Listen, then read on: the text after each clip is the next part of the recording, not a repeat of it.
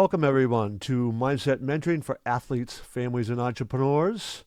In today's episode, we're going to continue our dive into the critical topic of mental health among young people, a subject that touches every corner of our society, from the sports fields and classrooms to our very own homes.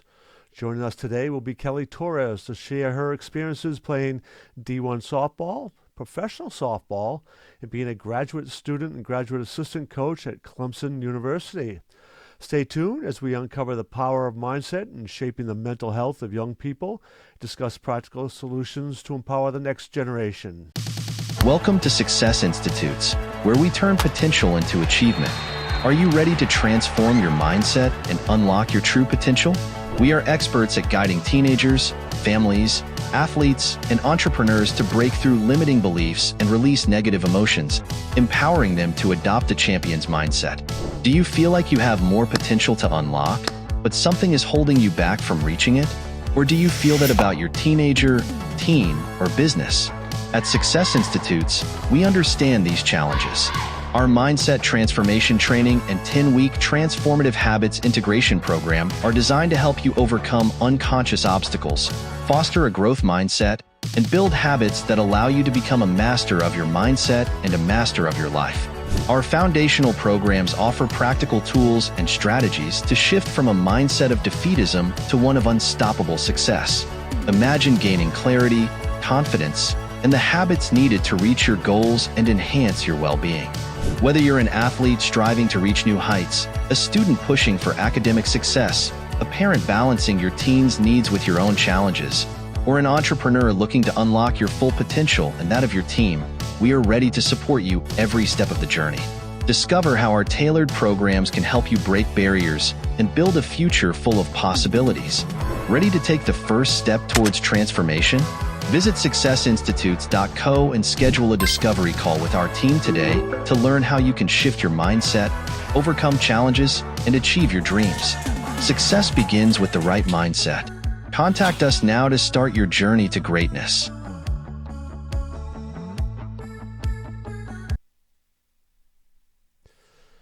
I'm honored to have as today's guest Kelley Torres. Kelley was a four-year starter for Duke University. She was on the first team in Duke softball history to win an ACC Championship, which was a building block for the program. In her last year, Duke won the ACC regular season and tournament and made it to the World Series for the first time. Kelley is now a first-year graduate assistant for Clemson University, pursuing work on mindfulness and athletic performance.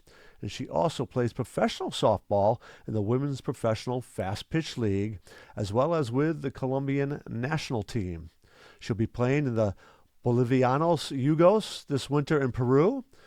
The Bolivianos Yugos is a multidisciplinary sporting event that takes place every 4 years and involves the nations of Bolivia, Chile, Colombia, Ecuador, Panama, Peru, Venezuela, and other invited countries such as Guatemala, the Dominican Republic, Paraguay, and El Salvador. So let's welcome Kelley to our show. Welcome, Kelley. Thank you so much for having me. I'm excited to get into it. Well, I am honored to have you, and I'm glad we got introduced. I want to kind of jump right into this, and I want you to kind of just think back to like your pre-college days, high school, and kind of let's talk about that. You ended up going to Duke University, so you obviously were a pretty talented softball player. I'm assuming that the nature of sports in today's world, you were probably traveling a lot, but also did you do other sports? So can you kind of talk us through what high school was like and time commitment and balancing out all those things and just kind of introduce us to those years, if you would. Yeah, taking me back to the glory days. Well, high school, I went to a college prep high school named American Heritage in South Florida, and I loved it there. I spent pre-K until 12th grade at the same school, and I've always played multiple sports. I ran track, I played basketball, I played softball, and then around 8th grade, all of those sports started intertwining, and so this is kind of the age where you're like, oh, if you're good enough, if you want to, be determined and be disciplined enough to put time into one sport, you can make it to a Division I university or college. So around 8th grade is when I stopped playing basketball. I stopped running track, and I just focused solely on softball. My days kind of consisted of going to the weight room either before high school started, so around 7 a.m., 6 a.m., or going right after, depending if I had practice. I always had an individual lesson, whether it was on hitting or catching, every week outside of normal practice hours. And then probably around the age of 12 is when I completely lost my summers. Summer was dedicated to softball almost every weekend. I had a tournament, and what's special about softball and baseball is there's no off time. There's a fall season, you play in the winter, there's a spring season, and then travel balls in the summer. So you really don't have any downtime. Yeah, and that it's particularly down South Florida, right? You're you're out there all the time on those fields and all that. Now you had said that you were a multi-sport athlete, but in middle school you began to make the switch. Was that all you, or were you getting kind of advice from other people saying, you're pretty good, you should really probably focus, or was it like, man, I really love softball and this is going to be it? Combination of the two? Well, I definitely was the best at softball. I'm not saying I was bad at basketball, but you can tell I was a naturally gifted softball player. But I couldn't do that myself. My father was probably my biggest, no, not was probably, was my biggest supporter. He was at every practice. He took me to every training session, woke up early with me. And there's days that you don't want to do it, especially in high school when you have to sacrifice missing a party or missing the state football game for a tournament or to study. And in the moment at that time, I wasn't in the maturity level to understand that this is what's needed to get to the places I want to go. So I'm very, very grateful that I had a father that really pushed me and had tough love and made me stick to it, because I wouldn't be where I am today without him. Boy, we could go. I love the answer because we could go a whole down that road quite a bit. I've done some YouTube videos recently about that kind of topic. Is that tough love and knowing as a parent, and I had 4 kids myself, 3 boys and a daughter, and baseball was big for my boys. My daughter was into basketball, but knowing that line of pushing and pushing, but yet not going, not becoming that overbearing parent, and there's a fine line sometimes with that. So I'm glad you kind of had mentioned that. But like I said, that could be another whole realm. Ultimately, though, you appreciated it. For you, you recognize that was something that was needed to have that external person. Is that accurate?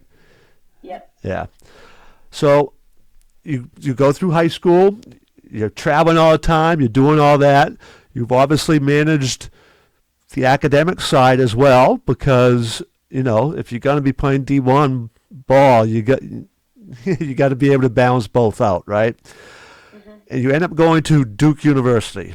Now, yes. I know for kids, high school, anyways, not just not people are going to be doing athletics too. That transition is a pretty big transition, and the statistics on kids in the mental health side of getting away from home for the first time and being on their own and trying to manage all those responsibilities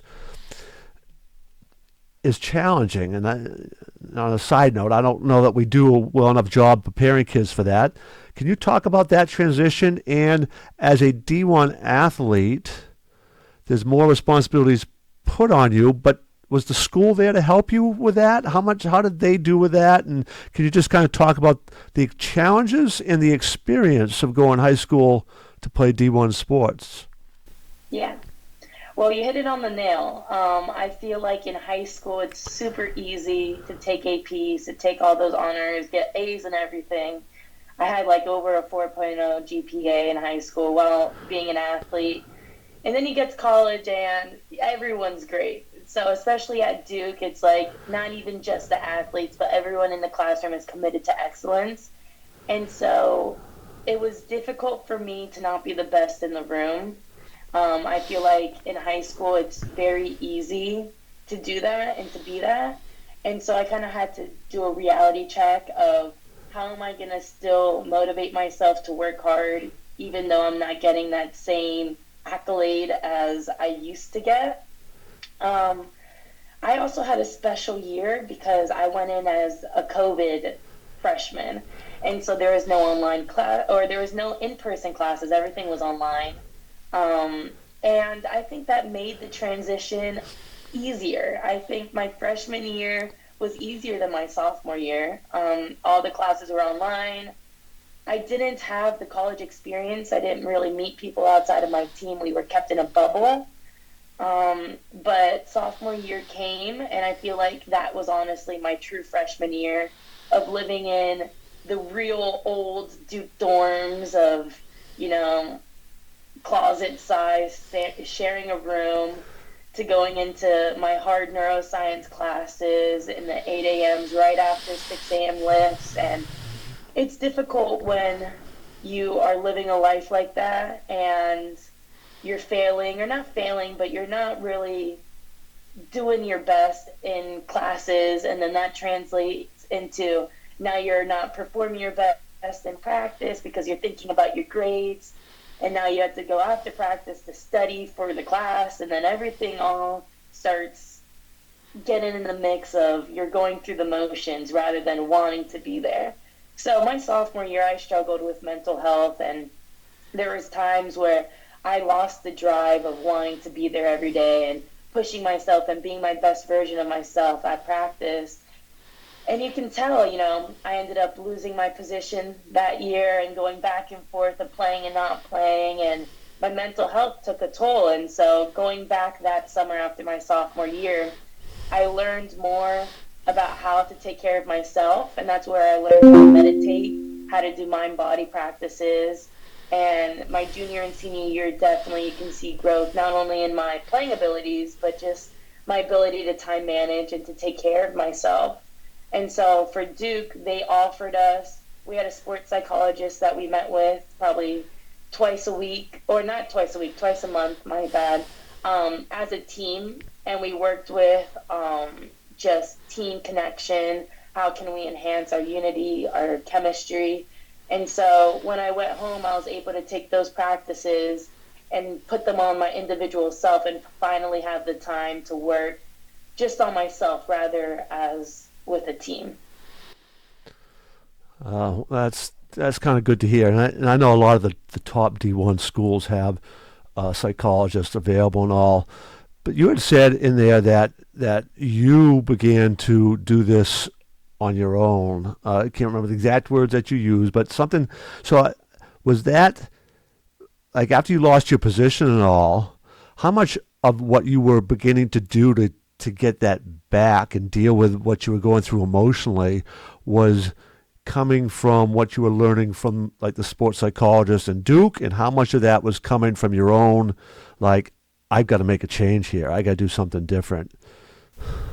Yeah, I feel like that came from me, and it was, I am a very bubbly person, and so I didn't want people to know I was upset, and obviously probably the people who were close to me figured it out, but I did a good job of masking it, and that's not how you should do it, but that's exactly what I did. Is I didn't want people to know, there's a stigma of not being tough enough in sports, and that was exactly me. I didn't want people to know, but my close family, friends, and everyone who was close to me definitely knew something was up.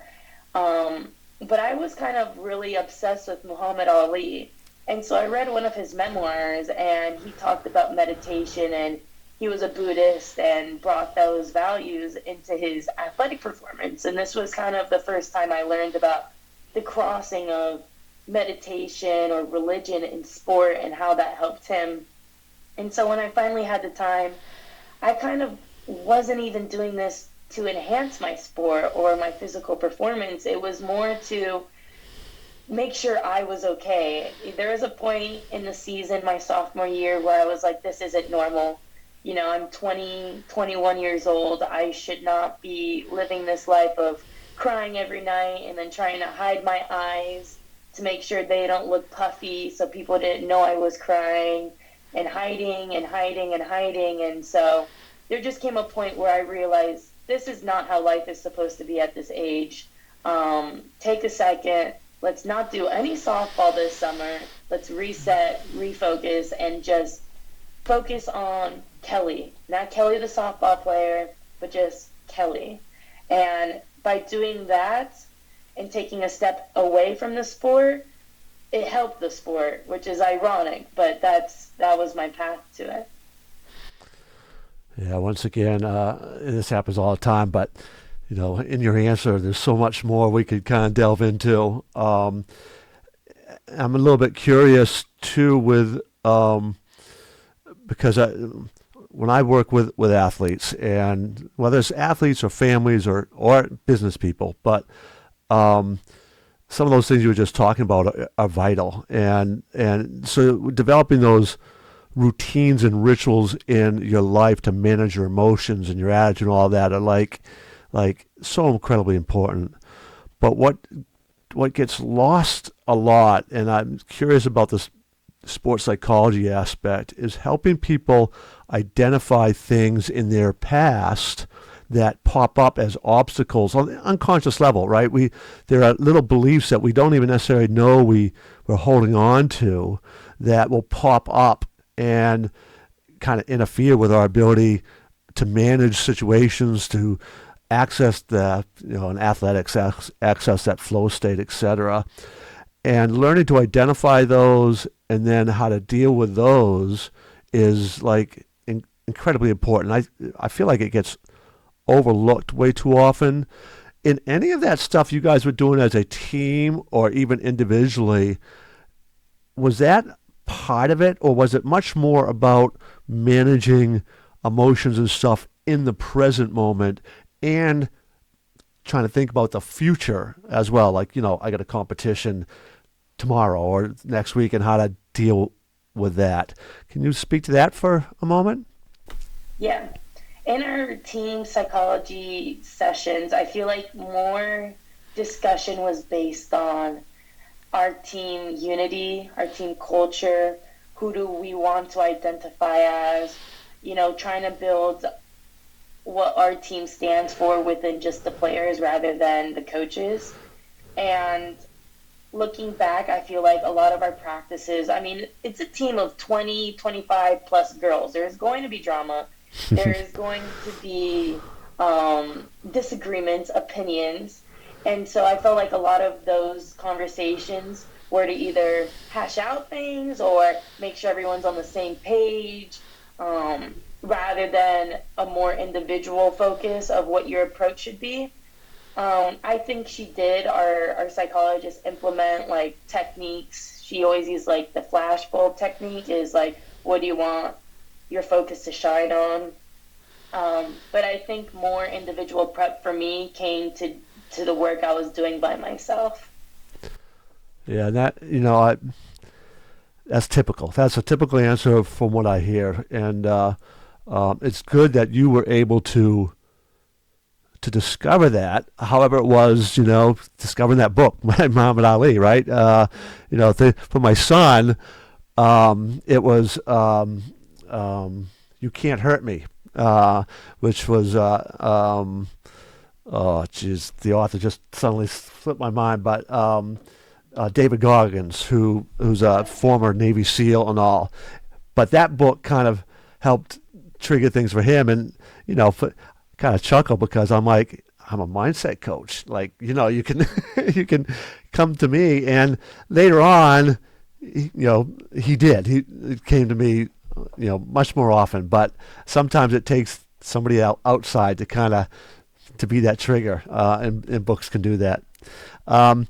All right, so you have a really successful career at Duke, and you have at this point now begun to really kind of get interested in mindset and mindfulness and meditation, that whole practice. You get done, and now you get a chance to kind of what's next. So again, another transition, right? You you're playing professionally, and you're doing graduate school. Can you kind of talk about what's different there and that sort of transition and how that has played in? You're going to be going this winter down to Peru and competing again. So you got a lot on your plate. How are you managing that? What are some of those lessons that you might be able to share with others? Yeah. Well, I feel like when I finished at the World Series in June with Duke and we lost that last game, I had no plans. I was planning to go home, pack up my place, move back into sunny South Florida, and I got a call from an ACC announcer, Alex Powers, and she was like, "How would you like to play professionally? We just watched your season. We want you." And I couldn't turn that up. Softball, although it's not the biggest sport, it takes people to say yes to make it grow and to get bigger. And so professional softball is only in the summer, so that's why it allows me to play and coach. And so when I was playing midway through my season, I get a call saying Clemson is looking for a GA coach, which is a grad assistant coach. And I was like, put my name out there. In August I had no plans, and I would love to continue schooling. Like you mentioned, I'm very intrigued with mindfulness and the training of what it could do, not only in the application and the reducing of stress and anxiety, but I think it could enhance performance, and especially in college when people are very talented, the great and the good are separated with what's between the ears. And I credit my success in pro ball and my last 2 years of college ball to mental training, and I really thought that separated me. But now as a GA coach, it's interesting you ask me this because I still feel like I'm making the adjustments now. I'm like, my body's in shock. I still, when I go out to practice, I'm like, should I put cleats on and run out with them? It's such a weird middle ground of being the age of my team and my players, but siding with the coaches. And so I'm still learning how to navigate this role. I don't have it down pat yet. And it's awkward because I still need to train because I'm still playing. So I'm like, how can I get my training sessions in before team practice starts while also maintaining school? Because graduate school is much different than undergraduate school, and I'm still navigating that. So I can't really answer that question only because I feel like I'm still figuring out how to navigate it. But right now I'm doing it and it's working. So I'm just going to take one day at a time is what I've learned over my 4 years is you can't really look too far ahead. That's what's going to cause you anxiety. You can't worry about something that hasn't even happened yet, right? So just take one day at a time.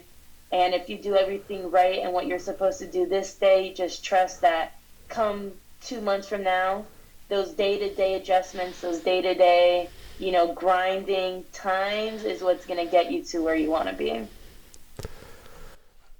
Yeah, before I get to my next question, you said something there about you're kind of in it now. You're trying to figure things out. Do you have certain rituals that have carried over that still work for you that you used when you were playing at Duke and doing all that, and now as a graduate assistant, while your role's different, is there a set? Sounds like meditation is probably a set thing that you do. Are there other things that have stayed consistent, even though your role? And what are some of those things that have stayed consistent that help keep you grounded? Yes. Well, meditation's big. I also recently got a paddleboard, so I'm living on my own for the first time. I don't have a team, and I'm a big nature person. I'm from the beach, but we don't have the beach here in South Carolina, but there's a great lake, huge lake, And so I bought a paddleboard and I try to go out there in the water as much as possible to just feel stillness. I mean, it's another form of meditation for me, is like to go out there, and it's almost like it's spiritual at this point for me to be able to just let go and let be and not have to worry and not have to stress about things that are going on. Meditation allows for a time for you to just be empty, to not to just be so present that you notice body sensations that you wouldn't notice before, or you hear, pick up things. Oh, I hear a bird. Whereas in your walking, your day-to-day motion, you might not even hear that bird because you're just so caught up in thought. So although people may think, oh, I'm not doing anything, this should be relaxing, where is your mind at? Where are your thoughts at? If you are continually in your thinking and thought, you're not at rest. You know, I think meditation really opens your eyes to how often your thoughts and your brain is working, because I didn't even realize it until I sat down on a pillow, how often my brain just goes off on tangents and I'm not even aware of it. And so that's one thing that I did, is I got this paddleboard and I go out there in the lake and I try to take time in nature, again, away from the sport, away from school, away from everything. It's almost an escape.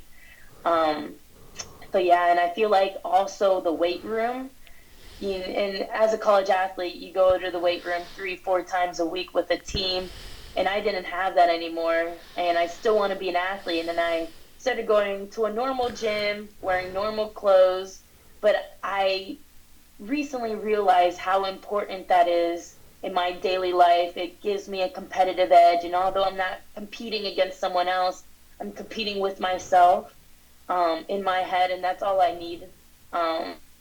I had this realization of, how am I going to be okay of not performing on a stage in front of people? You know, I felt like that meant something. It really meant something to be in front of a crowd and to perform for people. You know, now in this role, I'm not doing it for anybody. I don't have people in the weight room looking at me while I'm lifting heavy on my dumbbell set. So I'm like, what is it for me that's going to get me motivated like I had people watching me back in the day?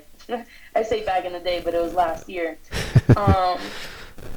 So it's finding your own motivation. How can you still love it while not having people to please? And so that's right now what I'm figuring out. And not one soul is more important than the other soul, is what I keep telling myself. So it doesn't matter how many people are watching me, or if there's nobody watching me at all, it still matters the same.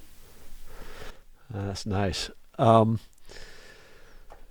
I want to kind of talk for a moment about your summers now, playing professionally, and what that's like. You know, women's fast pitch softball, it's probably not going to be the glamour like in, you know, any of the big sports, right? So I imagine, and you know, you could fill in for me some of the details, but you know, how many teams are there? How much is the travel? How much does that kind of make it hard too? Like, if you're doing this in the summer months, how many games a week are you guys playing? What are the distances like?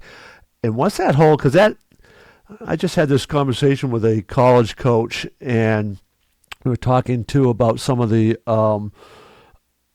my research with professional baseball players, and even particularly the minor leagues. I interviewed a minor league player just recently, and his statistics for the first 2 years of minor league baseball were dramatically different on the road than they were at home. And part of my question to him and thought is, when you're traveling, it's harder to maintain some of those same routines. So that emotional aspect plays into that, and therefore you see that discrepancy between a home and on the road kind of thing. So I'm just kind of curious what that is like. Women's professional softball, it's if you can talk about, you know, number of teams and all that. I'm sure you're not sure you're not becoming wealthy playing women's fast pitch softball. Can you kind of talk about some of those things and how it relates to stress and et cetera? Yes, I love that you asked this question because I feel like women's professional softball is not talked about enough. The college sport, and in college, it's huge. Everyone watches the World Series. But then once the World Series happens, everybody turns off the TV and stops watching softball.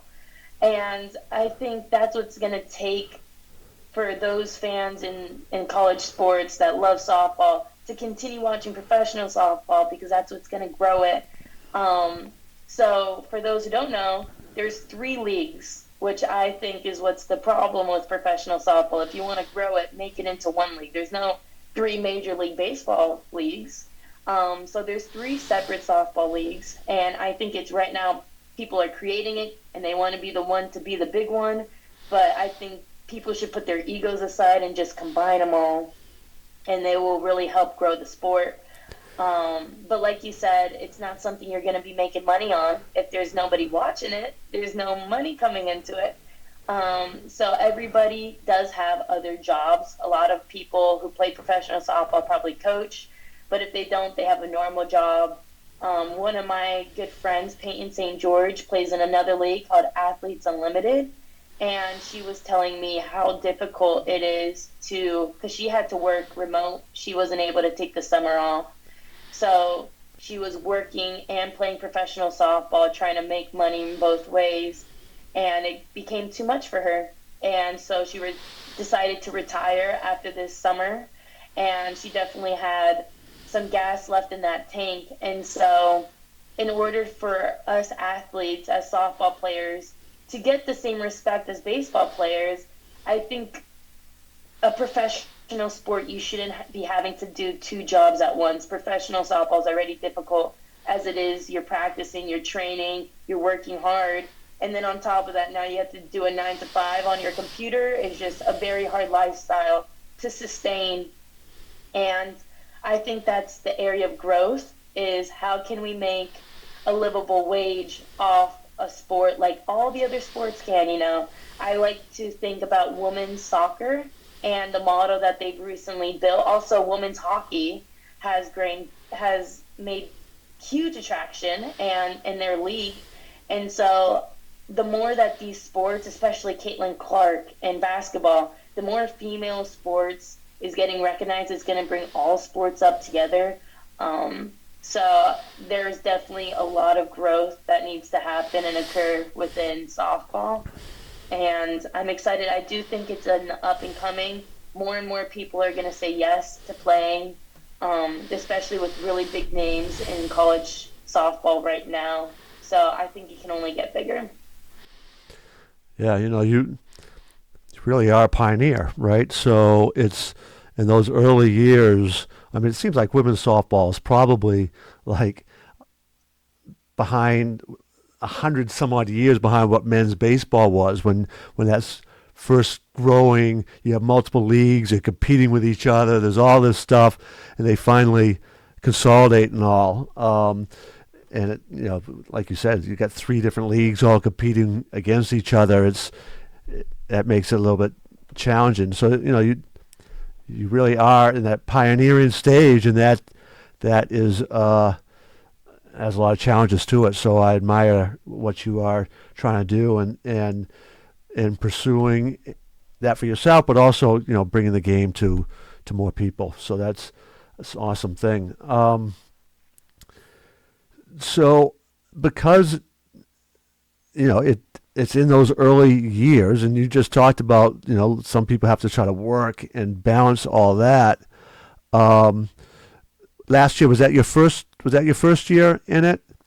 Yeah. And then so this year is going to be your second year. What are some of those things that you would try to do different? And I imagine you really are, by the nature of where the sport is, on your own to try to figure out that mental aspect and how to deal with everything. I imagine you don't have the same resources that major professional sports or even top D1 schools have. I mean, so can you kind of talk about some of those lessons that you're learning that might be practical for, not somebody who's necessarily playing professional softball, but those same, we all have different struggles, and the lessons we can learn from one area can be applied to another.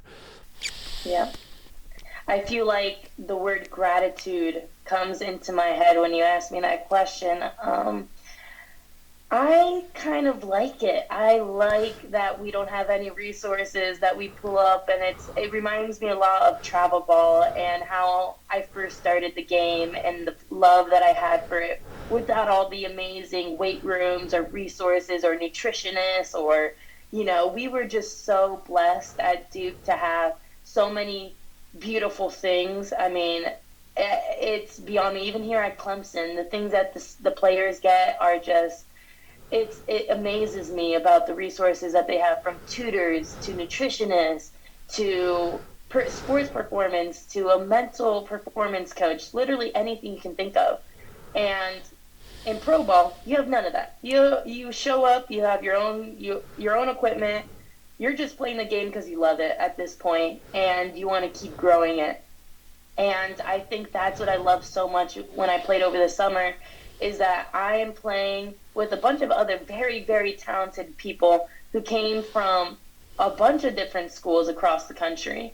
And I performed my best. I never hit like I did last summer in any of my years in college. And I think it was because I was just there, and there was no pressure of having to get a certain stat or a certain number because you're going to lose your position. I was there, and I was playing, and I was going to get paid the same if I played well and if I played bad. And I think that just eliminated any single worry that I had. There was nobody watching like there is in college ball. So you were just really playing the game because you loved it. And the way that I'm a small person. I know you can't see on Zoom, but I'm about 5'4", and softball players are pretty big and muscular. And I hit about like 8 home runs within the span of 30 games, and that is just not really like me. And so I think the ability to just be so free in the box and just go. I didn't have a coach telling me what I can and can't do.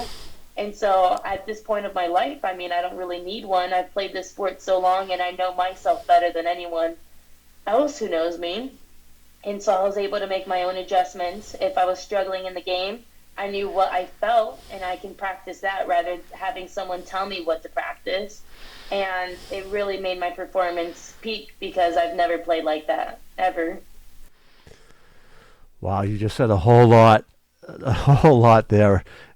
And there's so much about what you just said about what I do with people to try to help them get to that position. Big Papi, David Ortiz, right? One of them growing up in New England, up in Maine, Red Sox, obviously. And I remember an interview with him where, he's so well known for his clutch play, like biggest moments.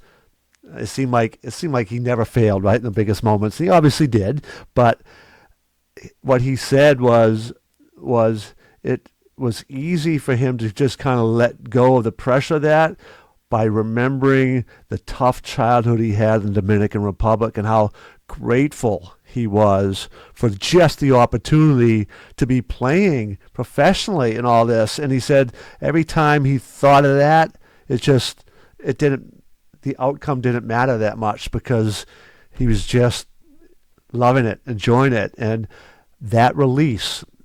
And there's some stuff I do work about gratitude that it's such a simple thing, but it has so much power. So we're coming near the end of the time. I got one last question for you before I kind of wrap things up.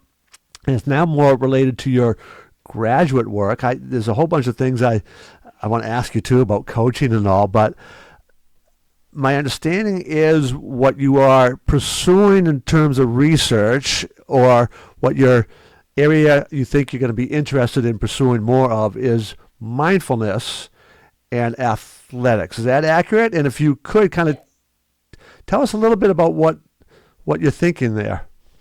Gotcha. Well, like I mentioned earlier in this podcast, went through that mental health bump my sophomore year, and that's when I learned the meditation and all that. And so when I was a junior and a senior, I started playing around with it. I didn't have a coach. I didn't have someone telling me what to do, so I started playing with colors in my meditation and putting a specific color to the ball, seeing rotations.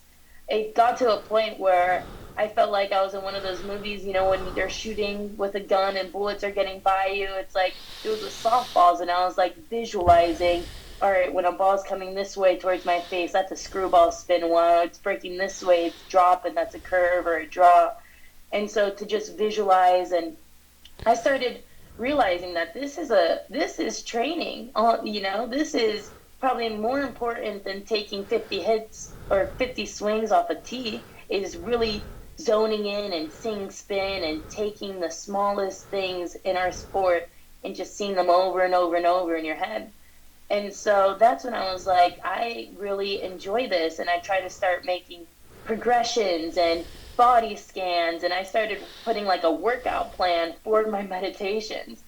And that's what brings me now to this day is I want to start doing mindfulness interventions for training purposes. And I kind of want to say that mindfulness, the word mindfulness kind of gives it a little soft edge. And I'm not talking about mindfulness for mental health, although mindfulness will help with anxiety, will help with stress reduction. It will do all of that. But I'm very focused on mindfulness and the ability to enhance performance. Because like I said, when you get to the college level and the pro level, everybody's great. What's going to separate the good from the great, from the GOATs, from the Tom Brady's, from the Muhammad Ali's? What is going to get athletes to that level? And it really takes the brain, the mind, the thoughts.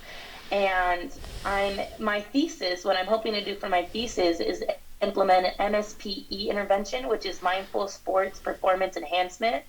And it'll be a program where I take my players, so hopefully next semester I run a pilot study.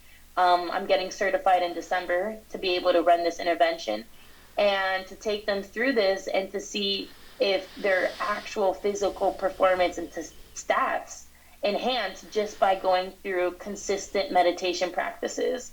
So I'm excited to see what my study will, show. From the research that I've been reading already, it seems very promising that it will not only help their anxiety, it will improve their focus, it will allow them to just let go of worries mid-play.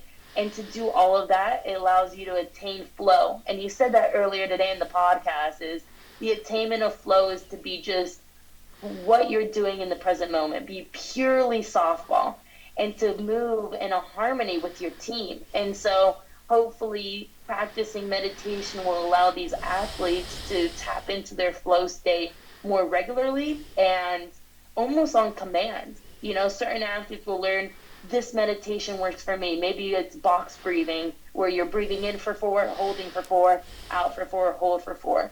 Maybe that works for them. Maybe colors works for someone else.